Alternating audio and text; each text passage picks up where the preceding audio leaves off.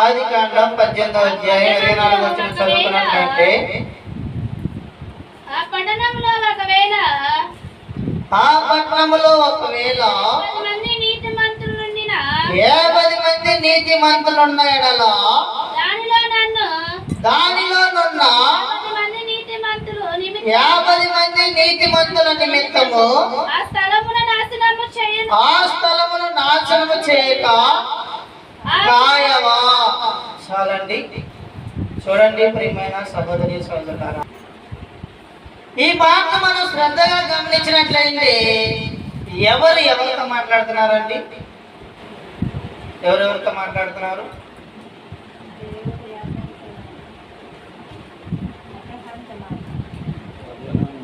యెహోవా దేవుడు అబ్రహాముతో మాట్లాడుతున్నారు.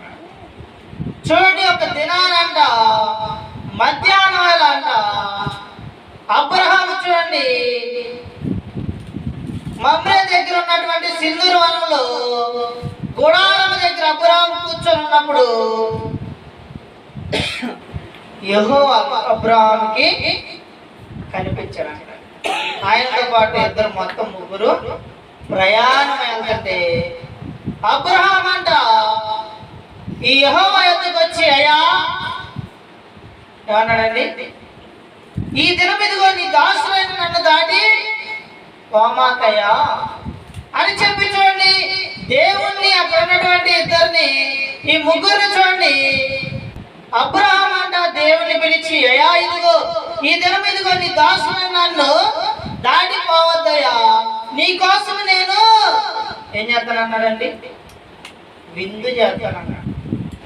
చెప్పి చూడండి అబ్రహాము గుడారం దగ్గరికి చూడండి దేవుణ్ణి అలాగే ఇద్దరు మనుషుల్ని ముగ్గురిని పిలిచి అక్కడ ఏం చేశాడండి ఆయన? చూడండి, లేత దూడను తెచ్చి ఒక దాన్ని చూడండి సిద్ధపరిచి 3 మానికల మెత్తని పిండి తెచ్చి పిసికి రొట్టెలు చేసి వాటిని అలాగే చూడండి ఈ దూడని విందు చేసి ఎవరికి ఇచ్చాడండి? అక్కడ ఉన్నటువంటి ఆ ముగ్గురికి ఆహారాన్ని సిద్ధపరిచాడు. చూడండి, ఆహారం తిన్న తర్వాత దేవుడు అబ్రహాం దేవుని మాట్లాడాడు, అయ్యా ఇదిగో నీకు నేను ఎవరిని ఎత్తానన్నాడండి? కుమారుని ఎత్తానంటే సారా ఏం చేసిందంట? ఇదంతా చూడండి జరుగుతున్నటువంటి క్రమంలో అబ్రహాముతో చూడండి దేవుడు మాట్లాడే సందర్భంలో దేవుడు ఏం చేశాడంట? సొదొమ గొమొర వైపు చూశాడంట. చూసి ఆ పట్టణం మీద జరిగేటువంటి గతి గురించి ఆలోచించి అబ్రహాముతో అన్నాడు, అబ్రహామా నీవు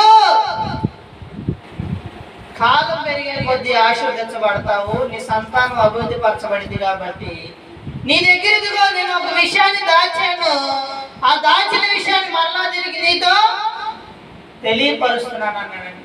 ఇప్పుడు అబ్రహాం అన్నాడు, అయ్యా ఏ విషయం అయ్యా అంటే అప్పుడు చెబుతున్నాడండి యెహోవా ఏమని చెబుతున్నాడంట అబ్రహాంకి?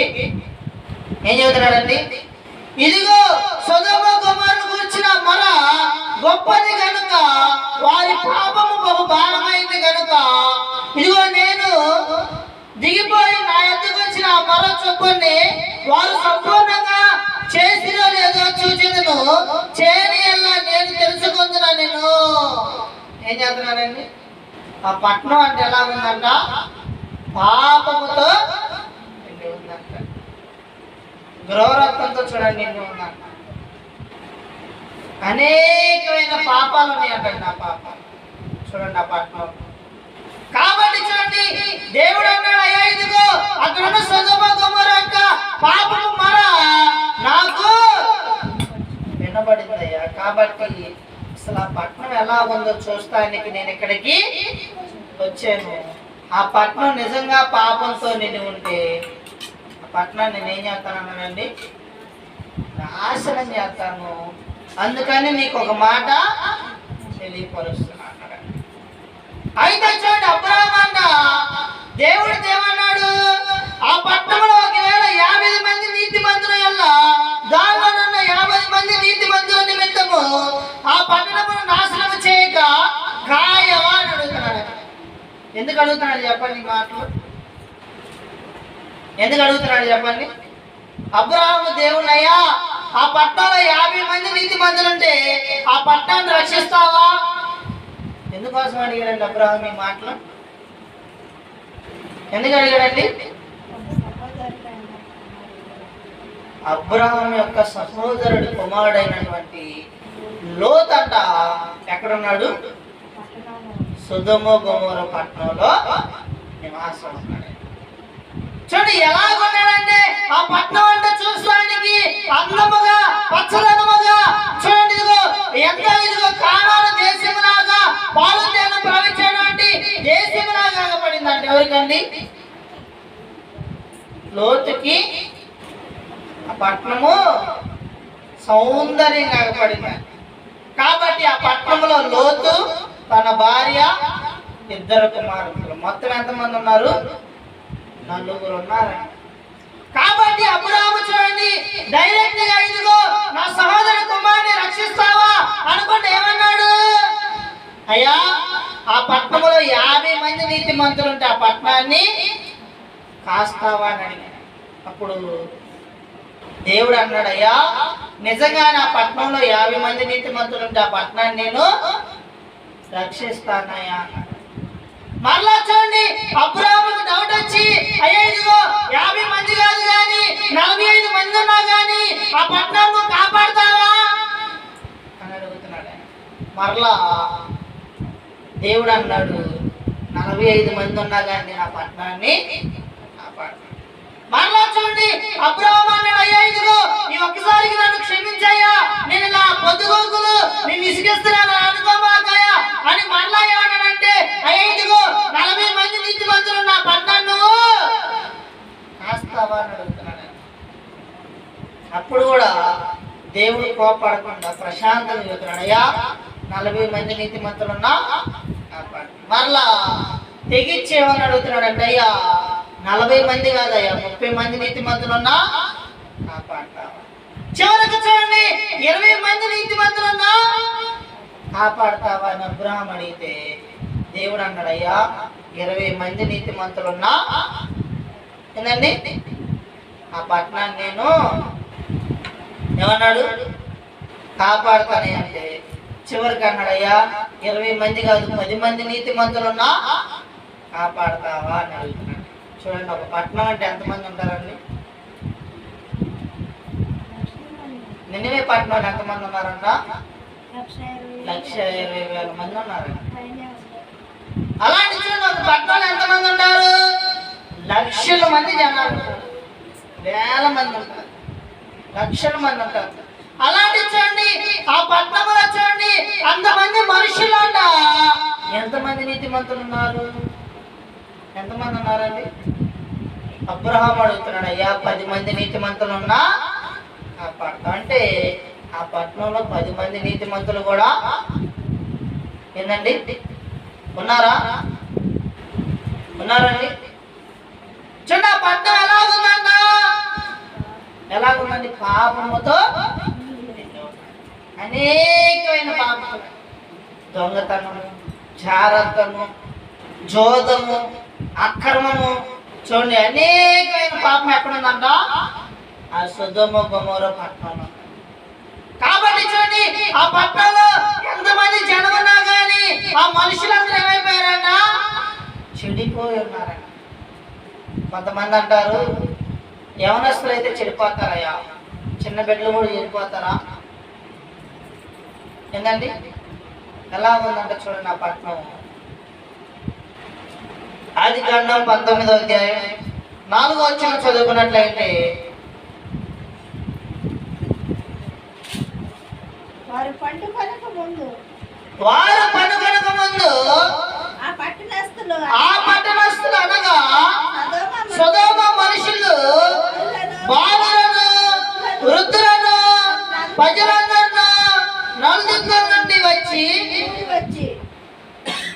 కూడి వచ్చి ఆ ఇల్లు చుట్టూ వేసి లోతును పిలిచి ఈ రాత్రి నీ వద్దకు వచ్చిన మనుషులు ఎక్కడా? మేము వారిని కూడినట్లు మా యొద్దకు వారిని వెలుపలకు తీసుకొని రమ్మని అతనితో చెప్పగా. ఏం చేశాడు చెప్పండి? దేవుడు అంటే అబ్రహాముకు చెప్పిన తర్వాత ఈ సొదొమ గొమొర పట్టణం మీద కంట సాయంత్రం వేళ ఎవరిని పంపించాడండి? ఇద్దరు దూతల్ని పంపించాడు. ఎందుకని? ఎందుకు చెప్పండి? దేవుని యొద్దకు ఏమొచ్చిందంట? సొదొమ గొమొర పట్టణం పాపంతో నిండి ఉంది అని దేవుని యొద్దకి మొరొచ్చిందండి. కాబట్టి దేవుడు చూడండి ఆ పట్టణాన్ని నాశనం చేసే ముందు ఏం చేస్తున్నాడు? అసలు నిజంగా ఆ పట్టణం ఎలాగుంది, ఆ పట్టణం పాపంతో ఉందా పరిశుద్ధంగా ఉందా ఎలాగుందని తెలుసుకోవడానికి ఇద్దరు దూతల్ని ఎడ పంపించారండి? ఆ పట్టణం మీదకి సాయంత్రం పూట పంపించారంట. పంపిస్తే చూడండి ఇద్దరు దూతలు సాయంత్రం పూట ఆ పట్టణంలోకి ప్రవేశిస్తేనంట అక్కడంట గవని వద్ద ఇద్దరు దూతలు కూర్చొని ఉంటే లోతు వచ్చి, అయ్యా మీ ఇష్టమైతే ఈ దాసునైన నా ఇంటికి మీరు ఈ రాత్రి వేళ భోజనానికి రండి అని ఆ దూతలను అడుగుతున్నాడు అంట. ఎవరు? లోతు. చూడండి కొన్ని పట్టణాల్లో పోతే ఇంటికి పిలిచేవాళ్ళు ఉంటారు. నేనండి బంధువులు ఎలా పోయినా కానీ మంచినీళ్ళు ఇచ్చేవాళ్ళు ఉంటారు, చేయబెట్టేవాళ్ళు ఉంటారు, పలకరించేవాళ్ళు కూడా ఉంటారు. కొన్ని ప్రాంతాలకు పోతే అసలు ఆదరించేవాళ్ళు ఉంటారు చెప్పండి. కొన్ని ప్రాంతాలకు పోతే పిలిచి బంధువులైనా పిలిచి మంచినీళ్ళు ఇచ్చేవాళ్ళు ఉంటారు. మరి మా బంధువులు వచ్చారు కూర్చోమని కుర్చీలు వేసేవాళ్ళు కూడా ఉంటారు. అలాంటి చూడండి ఇదిగో ఈ లోతుకు వాళ్ళు ఎవరో కూడా తెలియపోయినా కానీ ఏం చేస్తున్నాడండి? అయ్యా ఏమన్నాడు? అయ్యా ఈ రాత్రి వేళ మా ఇంటికి వచ్చి మీరు భోజనం చేసి మా ఇంట్లో ఆతిథ్యం స్వీకరించి సంతోషంగా ఈ రాత్రి ఉంటే రేపు ఉదయాన్నే ప్రయాణం వెళ్ళండి అయ్యా. ఈ రాత్రి వేళ మీరు ఇక్కడ పడుకున్నారనుకో పట్టణం ఎలాంటిదంట పాపంతో నిన్ను ఉన్న పట్టణం అయ్యా, మిమ్మల్ని ఏం చేస్తారో కూడా తెలియదు అన్నాడు. ఎందుకని? దోతలు ఎలా ఉన్నాయండి? దోతలు ఎలా ఉన్నాయి చెప్పండి? దోతలు ఎలా ఉంటాయి అంట? అందంగా ఉంటాయి, సౌందర్యం ఉంటాయి. చాలా మంది చూడండి దోతలు అంటే ఎవరు అనుకుంటారు? స్త్రీలు అనుకుంటారు. అసలు దోతలు అంటే ఎవరంట? పురుషులు అంట, ప్రధాన యాజకులు. దోతలు అంటే పురుషులండి. చాలా మంది చూడండి ఆడపిల్లలకు చూడండి నాటకాలు వేసేటప్పుడు ఏం చేస్తారు? దోతలకు ఆడపిల్లలు పెడతారు. చాలా మంది వాళ్ళకి రెక్కలు పెట్టి పెడతారు. కానీ పురుషులు అంటారు దోతలంటే. వారి ఇదిగో చూడండి ఇదిగో ఆ ప్రాంతానికి వస్తే వారు ఎంత అందంగా ఉన్నారు కాబట్టి ఇదిగో లోతయ్యా ఇదిగో మా ఇంటికి వచ్చి ఇదిగో ఈ రాత్రి భోజనం చేయమని వాళ్ళు ఎంతో చూడండి ఇదిగో బ్రతిమాలితే ఆ బ్రతిమాల విధానాన్ని బట్టి లోతు యొక్క ఇంటికి ఆ ఇద్దరు దోతులు వచ్చి వారు చూడండి అక్కడ ఆహారాన్ని సిద్ధపాటు చేస్తే ఆహారం తిని సంతోషంగా కూర్చున్నటువంటి సమయంలో ఆ రాత్రి వేళ ఆ స్థలానికి ఎవరు వచ్చారంట? ఎవరు వచ్చారండి? ఆ దోతులను చూసి యవనస్తులు వచ్చారా? ఎవరు వచ్చారంట? బాలులు మొదలుకొని వృద్ధుల వరకు వచ్చారు. చూడండి నేటి కాలంలో ఎలా తయారైందండి? చిన్న పిల్లలే ఏం చేస్తున్నారంట? పాపం. ఒక న్యూస్ చూశాను నేను. వాడు 10th క్లాస్ అంట. 10th క్లాస్ ఒకడు, 8th క్లాస్ ఒకడు, 9th క్లాస్ ఒకడు, ముగ్గురు కలిసి ఫోన్లో చూడండి అశ్లీలమైన దృశ్యాలు చూసి వారితో పాటు స్కూల్కి వెళ్ళేటువంటి ఒక 6th క్లాస్ అమ్మాయిని పాడు చేసి చంపేశారు. ఎవరండి వీళ్ళు? యవనస్తులా? బాలుగా. చూడండి కాలం ఎలా ఉందంటే పాపముతో నిండి ఉంది. ఎలాగంటే చూడండి వ్యభిచారము, అక్రమము, దొంగతనము, నీచమైన కార్యాలు, అనేకమైన చెడు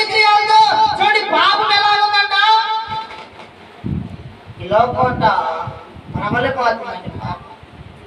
ఆ సొదొమ గొమొర్రా పట్టణంలో కూడా బాలులు మొదలుకొని ఉద్దరు వాళ్ళకి ఏమన్నారు? ఆ లోతు దగ్గరికి వచ్చాయా, ఇదిగో నీ ఇంటికి 2 మనుషులు వచ్చారు, వారిని బయటికి తీసుకురా.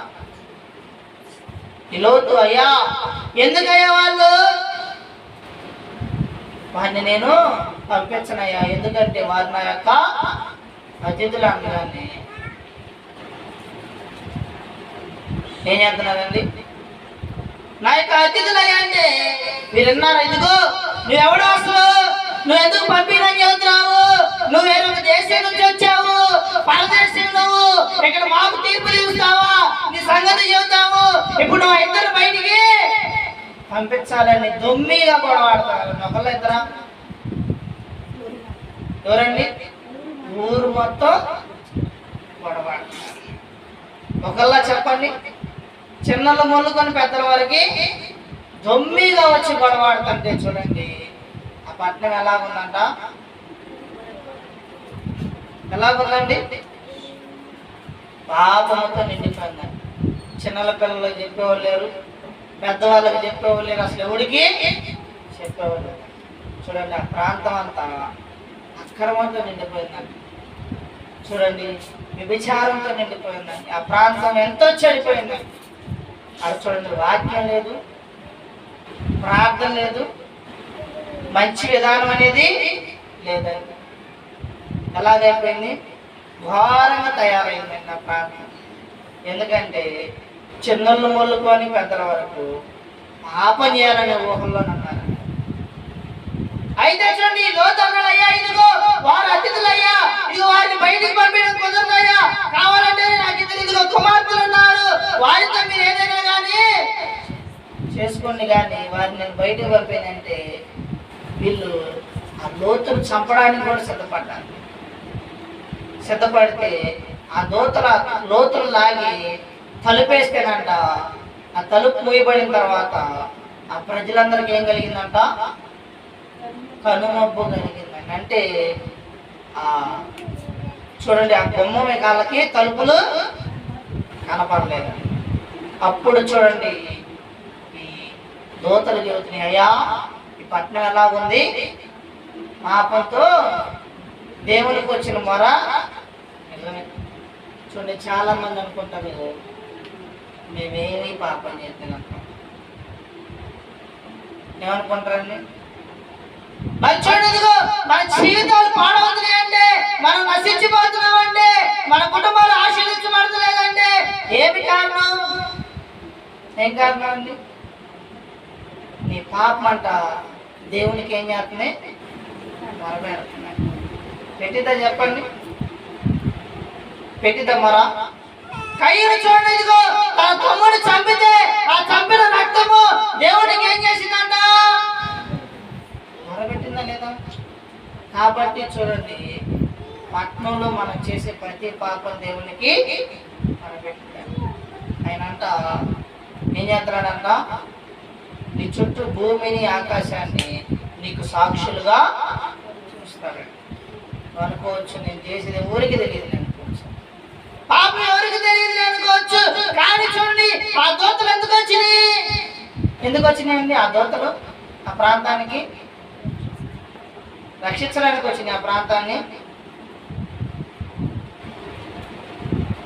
ఎందుకు వచ్చినాయండి? ఆ ప్రాంతానికి అసలు ఆ ప్రాంతంలో పాపం ఉందో లేదో చూద్దామని వస్తే అసలు ఆ దోతల మీద వీళ్ళు ఏం చేయాలని చూశారు? ఆ దోతలనే పాడు చేయాలని, ఆ దోతల్ని అర్థం చేయాలని చూశారు ప్రేమ. ఎందుకంటే చిన్న పిల్లల్లోనా పెద్దల్లోనా ఉన్న పాపం అసలు ఊరు మొత్తం పాపంతో నిండి, ఆ ప్రాంతం ఆ పట్టణం మొత్తం పాపంతో నిండి. చూడండి, అబ్రహాం ఏమడిగాడు? అయ్యా 50 మంది నీతిమంతులు ఉంటే ఆ పట్టణాన్ని, మరి అన్ని లక్షల మంది ఉన్నటువంటి ఆ పట్టణంలో 50 మంది నీతిమంతులు ఉన్నారా? ఉన్నారండి? 40 మంది ఉన్నారా? 30 మంది ఉన్నారా? 20 మంది ఉన్నారా? చివరికి 10 మంది అయినా ఉన్నారా? ఆ దూతలన్నీ, అయ్యా ఈ పట్టణం పాపంతో నిండి ఉంది కాబట్టి దేవుడు ఈ పట్టణాన్ని నాశనం చేయాలన్నాడు కాబట్టి మీరు ఆ పట్టణంలో నుంచి బయటికి రమ్మని లోతుని పిలిస్తే లోతు అమ్మటిని ఏం చేశాడండి?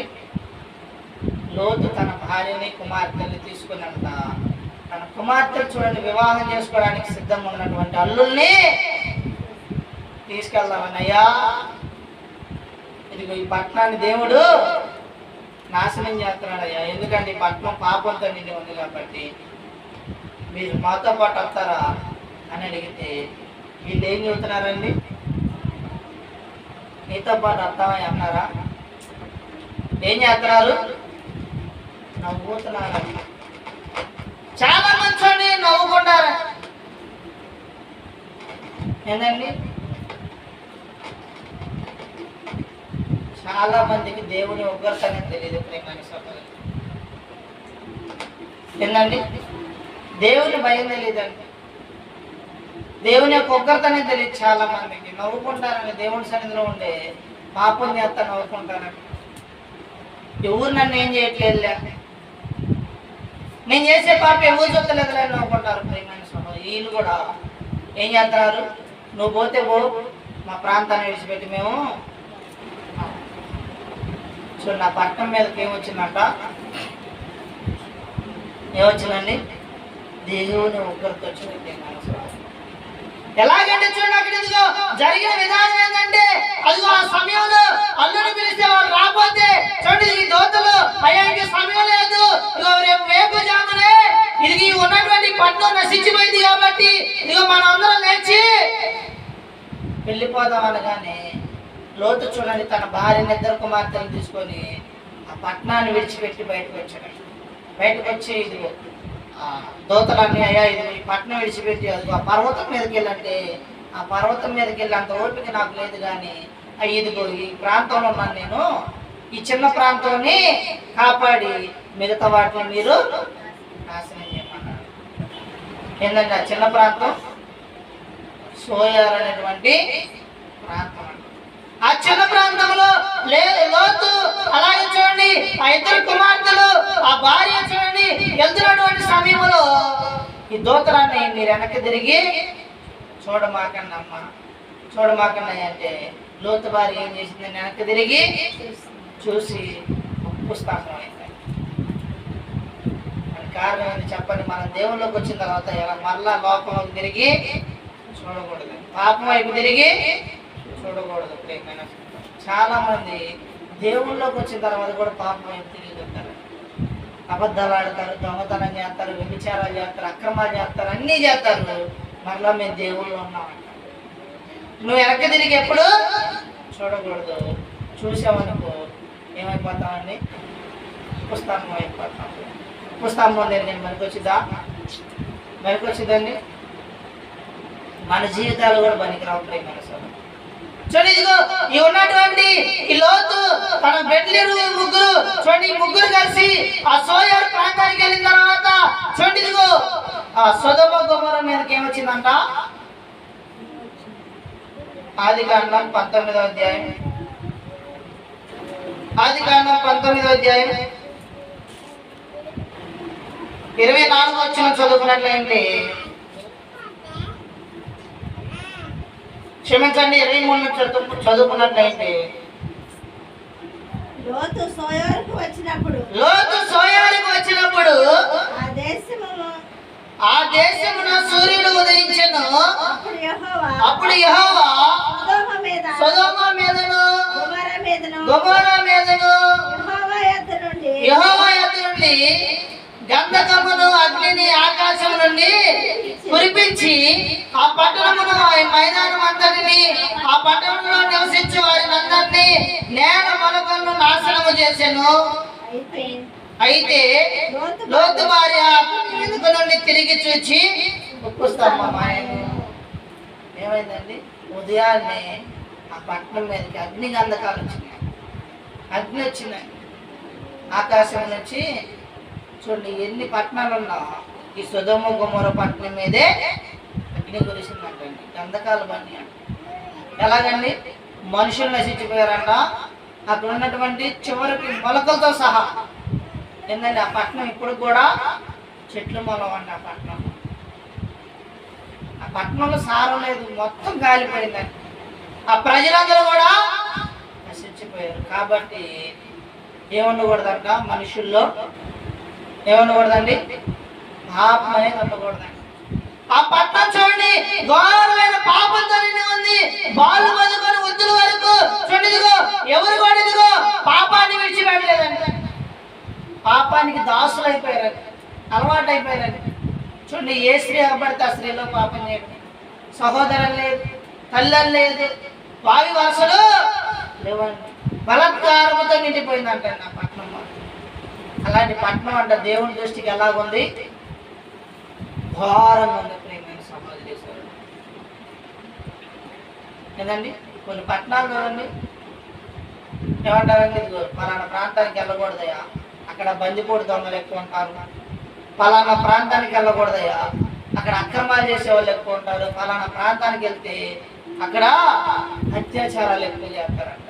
ఎందుకని ఆ పట్టణం ఎలాగుందంట, పాపంతో నిండి ఉందండి. అక్కడ దేవుని భయం ఉండదు, దేవుని యొక్క ప్రేమ ఉండదు, సత్యం వాళ్ళకి తెలియదండి, క్రూరత్వమేనండి, పాపంతో నిండిన స్వభావం. ప్రియమైన సహోదరు సహోదరు, అలాగే సొదొమ గొమొర కూడా పాపంతో నిండి ఉన్నాయి. ఆ పాపాన్ని బట్టి అంట ఆ పట్టణం మీదకి ఏమొచ్చింది, దేవుని ఉగ్రత వచ్చింది. నువ్వు దేవుని ఉగ్రత కలిగి ఉన్నావా, దేవుని ధైర్యం కలిగి ఉన్నావా? దేని కలిగి ఉండాలని మనం పాపం చేసామనుకో దేవుని ఉగ్రత వచ్చింది. సంబంధించి ఆయన కోపం అంట నిమిషం మాత్రం ఉంటుందండి. ఎంతసేపు నేను చెప్పండి, ఆయన కోపానికి మనం ఏమైపోతున్నాం చూడండి. ఆయన కోపానికి అంట సొదొమ గొమొర పట్టణం నాశనం అయిపోయినాయి, ఆ ప్రజలందరూ నశించిపోయారు. మరి దేవుని కోపానికి మనం అప్పగించుకున్నావా, దేవుని యొక్క కృపకు మనం అప్పగించుకున్నావా మన జీవితాన్ని? ఏంటండి, గమనించాలి ప్రియమైన సహోదరులు. రాత్రికాల సమయంలో నీ జీవితం ఎలాగుంది, నీ విధానం ఎలాగుంది? ఇంకా ఇదిగో సొదొమ గొమొర పట్టణం లాగా ఇంకా పాపంలోనే జీవిస్తున్నావా? ఇంకా నీ యొక్క జీవితాన్ని మార్చుకోవట్లేదా? ఇదిగో బాల్య వయసు నుంచే నువ్వు దేవునికి విరోధంగా బ్రతుకుతున్నావా? ప్రతిదీ దినాన్ని నువ్వు ఏం చేయాలి, సరి చేసుకోవాలి. ఆ పట్టణం నశించడానికి కారణం ఏంటంట, పాపం. అలాంటి పాపం నీలో ఉందా లేదా తెలుసుకో ప్రియమైన సహోదరి. ఉన్నట్లయితే ఈ రాత్రికాల సమయంలో ఆ పాపాన్ని తీసేసుకోవాలి. ఎందుకంటే అది మనుషునికి నెమ్మది లేదండి. ఏం చేసింది, అగ్నిలా కాల్చి వేసింది. ప్రియమైన సహోదరి, దేవుని కోపానికి నువ్వు నశించిపోతావు ప్రియమైన. కాబట్టి దేవునికి ఏం కలగజేయకూడదు, కోపం కలగజేయకూడదు. దేవుని వాక్య ప్రకారం జీవించాలి, దేవుని ఆజ్ఞ ప్రకారం జీవించాలి. ఎందుకంటే ఆయన కోపం నిమిషం మాత్రం ఉండదు, ఆయన దయ తరతరాల నుంచి ఉండేదంట. ఉండేదనే చెప్పండి, నువ్వు దేనిలో బ్రతకాలి? సొదొమ గొమొర పట్టణం అంట ఆయన కోపంలో బ్రతికి చూడండి, ఒక్క నిమిషంలో ఆ పట్టణం మొత్తాన్ని నాశనం చేసుకున్నాడు. చూడండి, ఇదిగో 5 నీతిమంతులు ఆ పట్టణంలో ఉన్నారండి, లేరు ప్రియమైన సభ. మరి మనం గమనించాలి. రేపు ఒగ్గొర్త వచ్చిందనుకో, రాకడ వచ్చిందనుకో, మనం ఎత్తబడే గుంపులో ఉన్నావా, విడిచిపెట్టబడే గుంపులో ఉన్నావా గమనించాలి. ఆ సమయంలో చూడండి, నువ్వెన్ని కేకలేసిన దేవుడు వినడండి. ఇదిగో నేను ఇప్పుడు పాపం చేయనయ్యా, నన్ను ఇదిగో నీతో పాటు తీసుకెళ్ళాయా అంటే ఆ సమయంలో తీసుకెళ్ళడు ప్రియమైన సహోదరి. కాబట్టి ఈ ఉగ్రతని గమనించి అలాంటి ఉగ్రత నీ జీవితంలో రాకుండా ఏం చేయాలండి, నిన్ను నువ్వు నీతిమంతుడుగా తీర్చుకో, నీ కుటుంబాన్ని నీతిమంతుడుగా తీర్చు. ఏదైనా పాపం ఉంటే దాన్ని సరి చేసుకొని దేవుని సన్నిధిలో జీవించాలని మనసారా కోరుకుంటూ ఈ చిన్న మాటలు దేవుడు తన వెనుకల్లో జ్ఞాపకం చేసుకొని ప్రతి ఒక్కరికి వందనాలండి.